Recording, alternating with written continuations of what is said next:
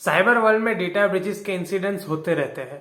कई बार वो काफी छोटे होते हैं तो कई बार वो काफी बड़े हो जाते हैं। फिर न्यूज़पेपर्स में हेडलाइंस आती है कि XYZ कंपनी में हुई डेटा ब्रीच, 20 लाख लोगों का डेटा हो गया कॉम्प्रोमाइज। सो ये डेटा ब्रीच है क्या? Let's see.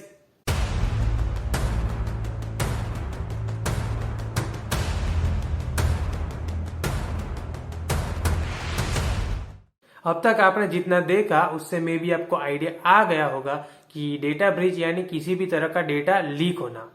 वेल, आप सही समझे हो। डेटा ब्रीच यानी कि protected, sensitive and confidential information का unauthorised access. Now let's take one example to understand it better. Let's say एक आदमी है आकाश, उसका अकाउंट है XYZ साइट पे। अब वहां पे उसने अपनी सेंसिटिव इंफॉर्मेशन लाइक अपनी बैंक का पिन नंबर, पासवर्ड्स वगैरह सेव कर रखा है। अब due to some technical issue from XYZ site, Akash की ये इंफॉर्मेशन कॉम्प्रोमाइज हो जाती है, यानी कि लीक हो जाती है एंड किसी हैकर के पास आ जाती है। फिर वो हैकर उसका मिसयूज करता है। तो ये होती है डेटा ब्रीच। अब सवाल आता है कि ये डेटा ब्रीच होती कैसे है, यानी किस तरह से अनऑथोराइज्ड एक्सेस लिया जाता है। वेल, जनरली हर बार सबसे पहले यही अजम्पशन लिया जाता है कि ये डेटा ब्रीच किसी आउटसाइडर ने की है, but that's not always the case. कई बार इनसाइडर भी डेटा ब्रीच कर सकते हैं। So now let's see some of the ways through which a data breach can happen. There are 4 most common possible ways. The first one is outsider data breach. The second one is unintentional insider data breach. The third one is intentional insider data breach. और चौथा आखिरी loss of device. Now let's see each of them one by one. So पहला है outsider data breach. This data breach involves hackers जो कि various techniques like phishing, malwares, brute force attacks उसकी मदद से कंपनी या इंडिविजुअल की information जमा करते हैं, फिर मिसयूज करते हैं। Then the second one is unintentional insider data breach. This type of data breaches are harmless. Like एक एम्प्लॉय दूसरे एम्प्लॉय के पीसी या लैपटॉप को यूज कर रहा है to perform their own task, but still data is viewed by an unauthorized person, so it is considered a data breach. Then the third one is intentional insider data breach. This type of data breaches are done on purpose by an insider. यानी company का कोई insider ये data breach करता है on purpose. वो या तो data को अनऑथोराइज्ड एक्सेस करता है या तो शेयर करता है with the intent of causing harm to an individual or the company. Now the last one, आखिरी वाला, loss of device. अगर कोई भी डिवाइस या हार्ड ड्राइव जो कि सेंसिटिव इंफॉर्मेशन कंटेन करती है वो मिसिंग हो जाए, then it is considered as a loss of device data breach. So these all are very common ways through which a data breach can occur.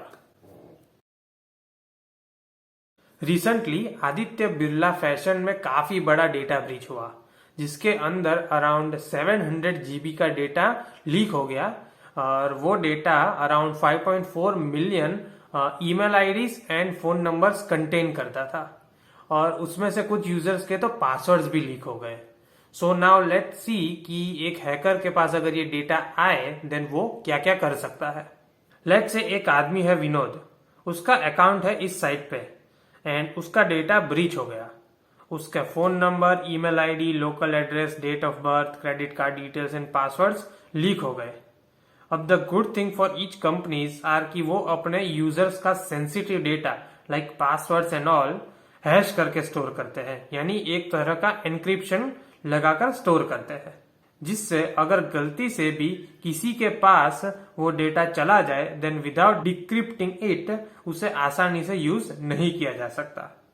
Mostly hash strings को decrypt करना काफी मुश्किल हो जाता है, बट कुछ हैशिंग टेक्निक्स को अब डिक्रिप्ट किया जा सकता है। जैसे Aditya Birla fashion used MD5 hashing algorithm, but MD5 hash को काफी समय से हैकर्स आसानी से डिकोड कर सकते हैं। सो अगर अब हैकर के पास विनोद का सारा डेटा एनक्रिप्टेड फॉर्म में आए देन वो उसको आसानी से डिक्रिप्ट कर सकता है और फिर अब उसके पास सारा डेटा ह्यूमन रीडेबल फॉर्म में आ गया। नाउ थ्रू फोन नंबर्स वो लोग विनोद को स्पैम कॉल्स भी कर सकते हैं एंड थ्रू नोन पासवर्ड्स वो लोग विनोद के अलग अलग ऑनलाइन प्लेटफॉर्म्स में लॉग इन करके चेक कर सकते हैं to get any more sensitive information, या तो वो लोग विनोद को ब्लैकमेल भी कर सकते हैं। सो इतने बड़े डेटा ब्रीच से काफी सारी चीजें की जा सकती है। आदित्य बिरला फैशन का डेटा ब्रीच शाइनी हंटर्स नाम के एक हैकर्स के ग्रुप ने किया था। अब सवाल आता है कि ऐसे डेटा ब्रीचेस से बचा कैसे जाए। So let's see some of the steps जिससे ऐसे डेटा ब्रीचेस से हम बच सकते हैं। Here are the steps. The first one is अपने हर एक ऑनलाइन प्लेटफॉर्म में सेम पासवर्ड ना रखें, बिकॉज अगर एक पासवर्ड भी लीक हो गया देन बाकी के सारे प्लेटफॉर्म के अकाउंट पे खतरा बन सकता है। द सेकेंड पॉइंट इज अपने पासवर्ड्स को काफी स्ट्रांग रखें, यानी अपने पासवर्ड्स में एक कैपिटल, एक स्मॉल, एक नंबर एंड एक स्पेशल कैरेक्टर को जरूर से इंक्लूड करें। Then the third point is किसी भी साइट पे अपनी मेहनत बचाने के लिए अपने क्रेडिट कार्ड डिटेल्स स्टोर ना करें, बिकॉज काफी लोग नेक्स्ट परचेज में फिर से डिटेल्स ना डालनी पड़े इसलिए अपनी डिटेल्स उसी साइट में स्टोर करते हैं। And the last but most important point, हर एक साइट पे साइन अप ना करें, यानी कुछ ऑथेंटिकेट साइट्स पे ही अपना अकाउंट बनाए। सो इस तरह डेटा ब्रीचेस के शिकार बनने से बचा जाता है। नाउ आई होप कि आपको आइडिया आ गया होगा कि डेटा ब्रीचेस क्या है और वो कैसे होती है। And if you still have any query then feel free to reach out to me.